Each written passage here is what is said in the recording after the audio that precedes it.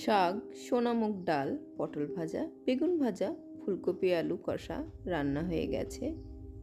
এবার তো বুঝতেই পারছো আজ নিরামিষ খাবার হবে। আর আজকে আসল রেসিপির জন্যে এইখানে আলু, আদা, টমেটো কাটছি। নমস্কার, রেনবো কিচেন অ্যান্ড মাস্তি চ্যানেলে স্বাগত জানাই।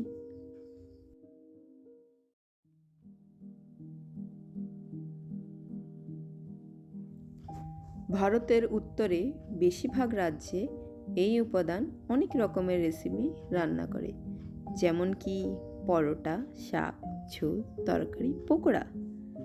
যেই রকম বাঙালি আলু সব তরকারিতে দিতে ভালোবাসে, সেই রকমই ওরা পনির ব্যবহার করে।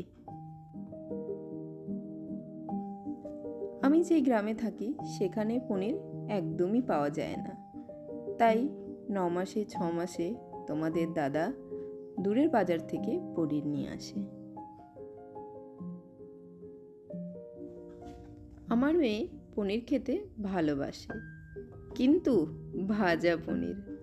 পনির রান্না করার পরে আর খায় না, খেতে চায়ও না।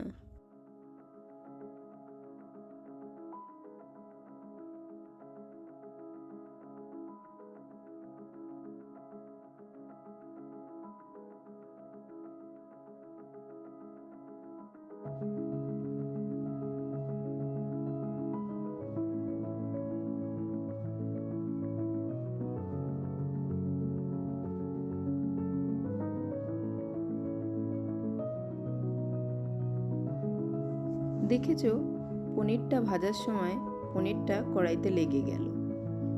পুরা পনিরেরও একটা আলাদাই স্বাদ আছে। তোমরা দেখো আমার মতন পনির ভাজতে গিয়ে পনির পুড়িয়ে না ফেলো। বেশিরভাগ পনির রান্না আদা, পেঁয়াজ, রসুন দিয়ে হয়, কিন্তু আজকে এই রান্না আমি জিরে ফোড়ন দিয়ে করছি, আর সাথে আদা, জিরে, ধনে, টমেটোর পেস্ট দিয়েছি। আর ঝোলটা বাঙালির প্রিয় আলু দিয়ে করব।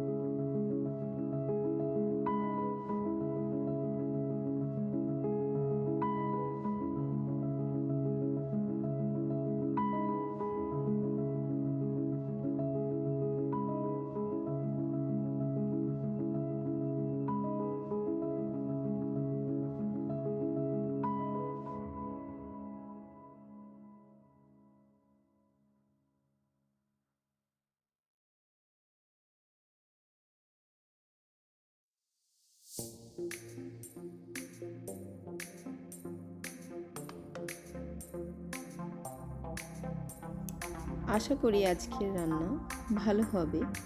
এই রকম আরও রান্না দেখার জন্য আমার চ্যানেলকে সাবস্ক্রাইব করতেই পারো। Tata, bye bye.